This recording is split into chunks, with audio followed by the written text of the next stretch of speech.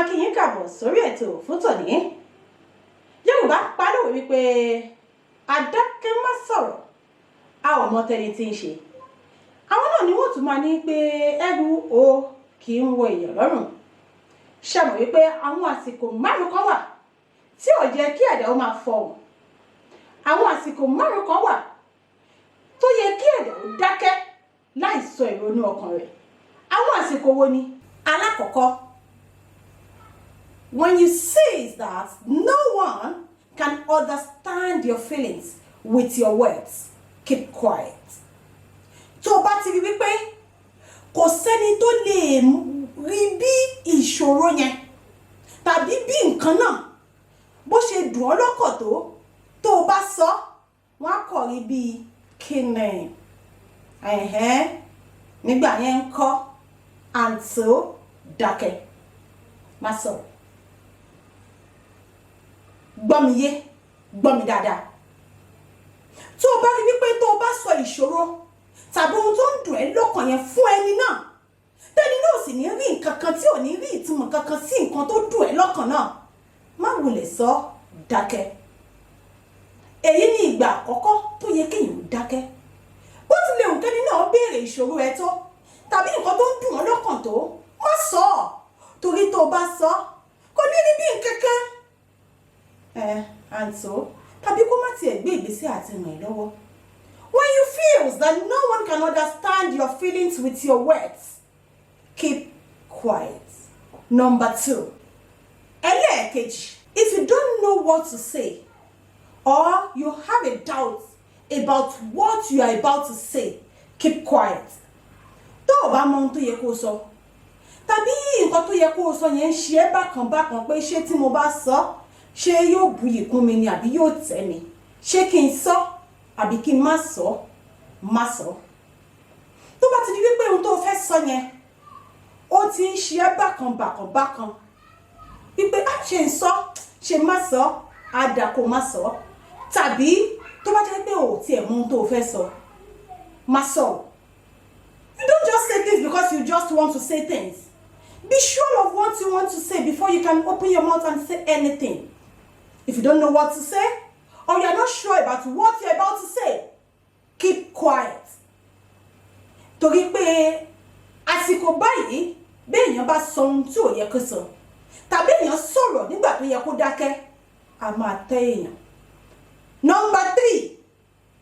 Ẹlẹ́ẹ̀kẹta, you don't have to be part of this negativity when someone is criticizing another person.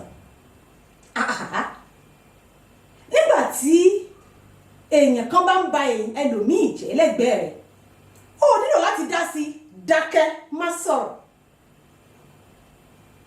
Tó bá ti di wípé à ń sọ̀rọ̀ èèyàn lẹ́yìn, à ń ba ẹlòmíì jẹ́ lẹ́yìn láwùjọ tó o bá wà, kàkà kó fi kún tàbí kó yọ kúrò, dákẹ́, má sọ̀rọ̀.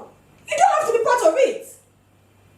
Ìdí rèé o, láwùjọ àwa Yorùbá, tó o bá yọ kúrò, tó lọ́rọ̀ o bá gbọ́, wọn ò ní sọ pé ṣe ló yọ kúrò, wọn ò ní lágbájá náà wà ń bẹ̀, òun náà dá sí, òun náà sọ sí.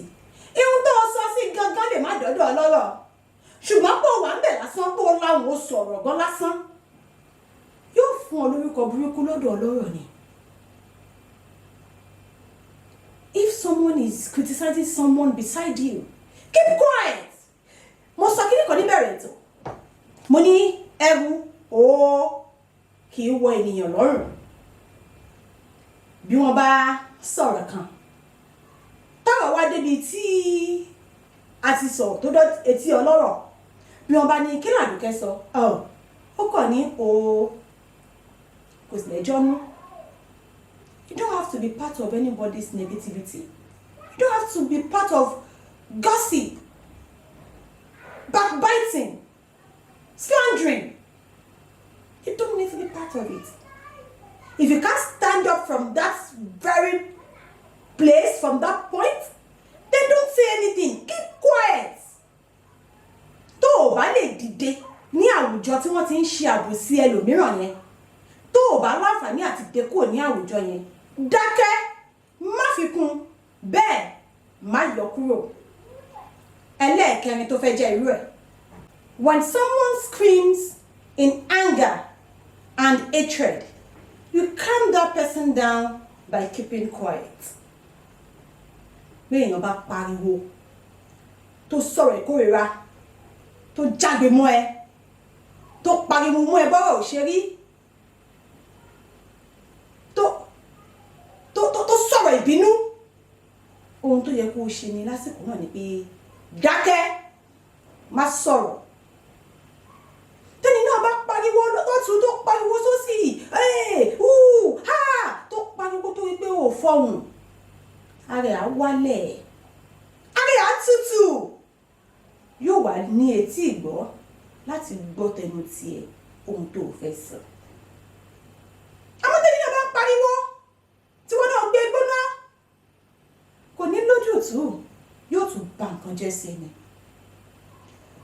When someone screams in anger and hatred, keep quiet. Don't utter a word. Just to calm the person down. Tó bá lo àwọn ìlànà tí mò ń sọ yìí, yóò wúlò fún ìgbé ayé ẹ̀. Yóò wúlò fún ìjọmọlúwàbí ẹ̀. Yóò wúlò fún àpọ́nlé táwọn èèyàn máa fi fún ọ. Ẹlẹ́ẹ̀karùn-ún tó kẹ́yìn, láwọn àsìkò tó yẹ kí ẹ̀dá ó dákẹ́. Number 5. Try to keep quiet when someone else is emotionally sharing some events in their life. Dákẹ́ nígbà téèyàn bá ń fi ẹ̀dùn ọkàn sọ àwọn ìṣẹ̀lẹ̀ tó ti ṣẹlẹ̀ ní ìgbésí ayé ẹ̀ fún ẹ. Dákẹ́ nígbà téèyàn bá ń fi tẹ̀dùn ọkàn tó fi ń ṣàlàyé àwọn ìṣẹ̀lẹ̀ tó ti ṣẹlẹ̀ nínú ìgbésí ayé rẹ̀ fún ẹ. Kì í ṣe àsìkò tó máa sọ sí ọ̀rọ̀ náà nìyẹn. Ó dákẹ́ láti jẹ́ kí ẹni náà mọ̀ wípé you are fully with him or her. Láti gbọ́ ẹni náà lágbọ́yé. Láti lè mọ ohun tí ẹni náà, láti lè mọ ohun tó fẹ́ sọ jálẹ̀jálẹ̀. And to also let the person, the other person knows you are also feeling their pains. It is not for you to now be picking calls at that time, responding to someone else at that time, talking to another person at that time, pressing your phone at that time. It pains more. Ó máa dùn ẹni náà sí wípé ẹwọ́n tí mò ń bá sọ̀rọ̀ ìgbésí ayé mi, ẹwọ́n tí mò ń bá sọ̀rọ̀ tó ń dùn mí, tó ń fi mí tẹ fóònù, tó ń fi mí receive call, tó ń fi mí bá àwọn èèyàn sọ̀rọ̀, tó bá jẹ́wọ́ ni ṣé inú ẹ máa dùn sí. These are the 5 times that you need to be keeping quiet. Ẹ̀dá ọkọ̀ kì í sọ̀rọ̀ nígbà yòówù. There are quiet times. There are quiet times for a sensible human being. Lo àwọn ìlànà márùn-ún yìí, ó sì rí wípé ọ̀nà láti fi lè jẹ́ èèyàn tí àwọn èèyàn ò máa fẹ́ rí, tí àwọn ènìyàn ò ní máa sá fún, tí àwọn ènìyàn ò máa fẹ́ràn, tí àwọn ènìyàn ò ní máa kórìíra, tí àwọn ènìyàn ò fẹ́ máa wà láyìíká rẹ̀, tí àwọn ènìyàn ò ní fẹ́ máa sá láyìíká rẹ̀ ló padà jẹ́. Ó tún di ní ọjọ́ mi ìta tó mọ́ wá pẹ̀lú ọ̀rọ̀ àmọ̀ràn mìíràn lórí ètò Asatainment TV. Omidan Ọláyínká Àjàní Ajíbádé lórúkọ tèmi. Ẹ má gbàgbé láti subscribe sórí Asatainment TV kẹ́ ẹ bá lè mọ̀ nígbà yóò tí a bá drop new video sórí channel wa. Ẹ dẹ̀ click lórí notification bell kán lè bá notify yín wípé Asatainment TV o wọ́n ti drop video. And one other thing, ẹ jọ̀ọ́ ẹ make sure pé ẹ ń like àwọn videos wa, ẹ dẹ̀ drop comments yín. Till the next time that I'm going to be coming back here, we appreciate you. Bye.